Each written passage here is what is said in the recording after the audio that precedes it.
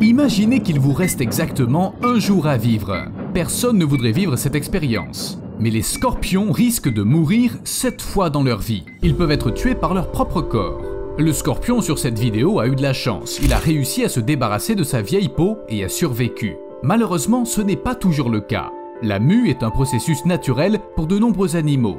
Si vous avez un chien ou un chat, alors vous voyez de quoi je parle. Si ça se trouve en ce moment même, vous êtes en train d'enlever des poils de votre tasse à café. Mais la nature a joué un tour cruel aux scorpions. Pour grandir, ils doivent se débarrasser de leur vieil exosquelette, la carapace chitineuse. Il n'y a pas d'autre moyen. Vous avez vu les princesses chinoises qui sont soumises au bandage des pieds? C'est à peu près ce qui arriverait aux scorpions s'ils restaient dans le même exosquelette. Ils doivent s'en débarrasser, et c'est là que l'ironie de la sélection naturelle entre en jeu. Jusqu'à 30% des jeunes scorpions peuvent tout simplement ne pas survivre à la mue. Ces données sont fournies par Philippe de Vosgioli dans son manuel sur l'entretien des scorpions en captivité. J'ai tendance à faire confiance à cet auteur, il a écrit un tas de livres sur des créatures étranges. Mais en quoi la mue pose un problème?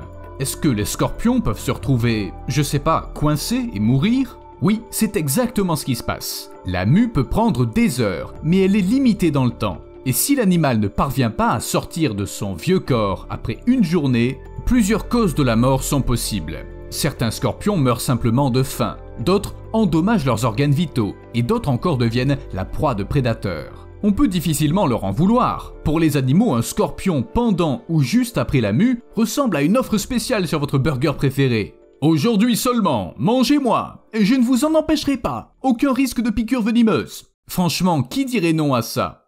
Bref, si un scorpion reste coincé pendant la mue en pleine nature, c'est pas de bol. Fin de l'histoire. Les scorpions domestiques ont un peu plus de chance. Très souvent, la mue échoue par manque d'humidité. Donc si vous l'augmentez, l'animal sera sauvé. Mais parfois, ça n'aide pas. Et alors, quoi? Vous allez enlever l'exosquelette tout seul? Franchement, c'est pas un bon plan. Il faut être aussi prudent que possible. Un seul faux pas, et vous serez comme un figurant du film Saw. Vous savez, j'ai jamais vraiment aimé les scorpions, mais je commence à avoir de la peine pour eux. Ils meurent de faim, dépensent beaucoup d'énergie pour enlever ce qu'on va appeler une basket, tout cela pour éventuellement mourir. Oui, et si la mue se passe bien, est-ce qu'ils doivent manger leur basket? Je veux dire leur exosquelette? De nombreux animaux le font pour retrouver des forces et reconstituer leurs nutriments. Pourquoi gaspiller une bonne carapace? Le mille-pattes géant est un pro de la production zéro déchet. Mais pour une raison qu'on ignore, les scorpions ne le font pas. Après la mue, ils sont très vulnérables. Il faut du temps pour qu'une nouvelle carapace durcisse correctement, et un scorpion peut tout simplement ne pas disposer de ce temps. En plus des prédateurs ordinaires, il peut être attaqué par ses propres congénères. Oui, les scorpions n'ont pas peur du cannibalisme. Parfois, les mères mangent leurs enfants, et les adultes mangent d'autres adultes. Je ne sais pas si les scorpions sont capables de faire le rapprochement et de comprendre que « muet » signifie « mou », mais dans la bataille qui suit immédiatement la mue, la pauvre créature n'a tout simplement aucune chance. En plus, tout le monde se tient prêt à en profiter. Les suricates ne vont pas attendre poliment parce que, vous savez, ils poursuivent un objectif plus important. Ils montrent l'exemple à leur progéniture. Et je ne plaisante pas. Au lieu de laisser les petits apprendre à chasser ces dangereux scorpions par eux-mêmes, les suricates plus âgés attrapent la proie et la mettent hors d'état de nuire. Puis, ils la transforment en une sorte de mannequin. Un punching ball pour que les petits puissent s'entraîner à la chasse. En grandissant, ils passent au cours avancé. Là, ils s'entraînent sur un scorpion vivant, mais sans dard. Et enfin, l'examen avec un scorpion vivant qui à tout moment peut... Tous les scorpions sont venimeux, ça on n'y peut rien. Mais ils ne naissent pas comme ça, ils le deviennent progressivement en montant de niveau. Ça se produit à chaque nouvelle mue, il peut y en avoir 7 au total. Au premier niveau, les petits scorpions se baladent sur le dos de leur mère et ressemblent à des nouilles de riz. Ils n'ont pas de carapace, pas de griffes puissantes, ni même de dard. Les changements ne commencent qu'après la première mue. L'exosquelette devient plus dur. Du venin apparaît dans le dard. Le scorpion commence à briller. Et ainsi de suite. Oui, ces créatures venimeuses brillent vraiment dans le noir. D'un côté, c'est pas si mal. Je préfère savoir qu'il y a un scorpion à proximité. Mais d'un autre côté, ça donne la chair de poule. Plus un scorpion vieillit, plus les composés fluorescents s'accumulent dans sa carapace. On pense que c'est l'un de ses mécanismes de défense. Les scorpions sont de vraies stars de la nuit, et lorsque la lune est brillante, ils comprennent qu'ils sont trop visibles pour les prédateurs. Du coup, ils regardent leurs pinces et se disent « Non, je vais plutôt aller me reposer ». Mais la nature ne pourrait pas simplement donner aux scorpions des carapaces qui brillent au bon moment comme l'épée de Frodon? En fait, l'exosquelette, c'est comme des os, semblables à ceux qu'on possède nous. Ils sont juste à l'extérieur. Les scorpions sont en quelque sorte à l'envers. Why is it inside out? Sans exosquelette, le corps du scorpion est trop mou pour survivre aux conditions difficiles de la vie sauvage. Mais avec lui, les scorpions sont comme dans un costume d'Iron Man, qui peut accidentellement les tuer s'ils mettent trop de temps pour l'enlever. Mais c'est un détail. L'exosquelette du scorpion est très résistant. Alors non, il n'arrête pas les suricates, non, il n'y a pas d'assistant vocal à l'intérieur, enfin je crois, mais la force de leur exosquelette est étonnante. J'ai mentionné Iron Man pour une raison. Les griffes et les pinces des scorpions contiennent des dépôts d'atomes de métal. C'est pas encore tout à fait comme Wolverine, mais pour leur taille, les scorpions sont juste vraiment cool. J'imagine comment ils ont persuadé l'évolution d'ajouter du métal à leur carapace. Allez, donne-nous du métal! Non! Oh allez! Ok.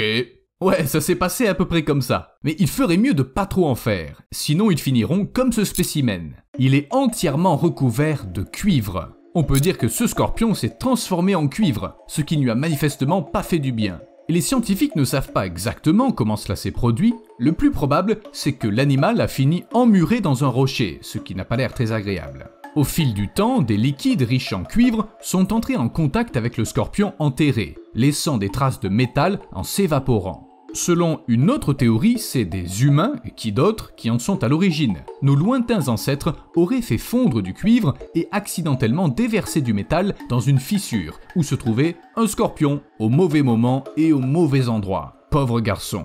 Impossible de survivre à ça. Mais en général, les scorpions sont des durs à cuire. Certains d'entre eux sont même capables d'autotomie. Ça vous semble étonnant? On dirait bien.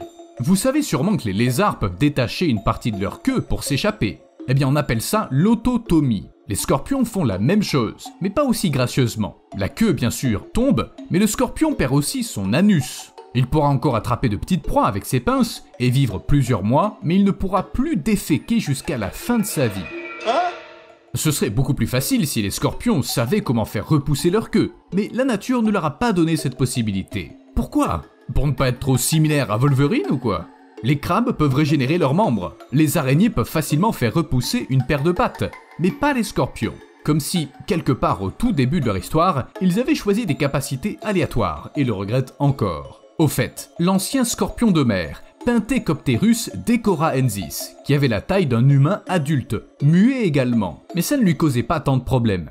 Vous voyez, quand on vit dans l'eau, il est difficile de souffrir d'un manque d'humidité. Les arrière-grands-pères des scorpions modernes avaient un problème différent. Ils étaient énormes, vivaient il y a 470 à 370 millions d'années, avaient l'air effrayants et se nourrissaient peut-être de charognes. Ou bien ils étaient végétariens, parce que leur semblant de griffes n'était effrayante qu'en apparence. Mais en fait, ce vieux monstre était très fragile. Trop fragile pour chasser les autres créatures de l'océan. Peut-être que l'exosquelette des anciens scorpions était plus souple que celui des scorpions actuels, donc il n'y avait aucun moyen d'y rester coincé accidentellement. Attendez une minute. Vous vous dites maintenant que les pauvres scorpions ont trop souffert de l'évolution, comme si elle les détestait vraiment. En fait, c'est un peu différent. L'évolution n'a pas de favori. C'est juste que les capacités pratiques et cool vont toujours de pair avec quelque chose d'inutile, ou même de dangereux. Les tarentules, par exemple, perdent également leur exosquelette, et peuvent également y rester coincés. Plus l'araignée est vieille, plus elle met de temps à changer de peau, et plus elle risque d'y laisser quelques membres. Mais bon, comme je l'ai dit, les araignées peuvent facilement s'en débarrasser et en faire pousser de nouveaux. Même les serpents peuvent avoir des problèmes pendant la mue. Ou plutôt, ils peuvent accidentellement se perdre. Je ne sais pas comment c'est arrivé, mais ce python est allé ramper dans la peau qu'il avait déjà perdue. Et il est resté coincé. Bizarre. Il me semble avoir déjà vu ces écailles. Certaines personnes ont des problèmes d'orientation, je vois pas pourquoi les serpents ne pourraient pas en avoir aussi. En fait, les humains aussi perdent leur peau. Je vous laisse une seconde, le temps d'imaginer votre voisin en train de se tortiller hors de ça. Wow, that's amazing. Heureusement, les humains perdent leur peau sous forme de petites pellicules qui se rincent facilement. Presque entièrement. Enfin, sauf celles qui deviennent poussière et se déposent sur vos meubles. J'ai l'impression d'avoir oublié quelque chose. Quelque chose de vraiment important. Ah oui, l'intro café! Mieux vaut tard que jamais! À plus!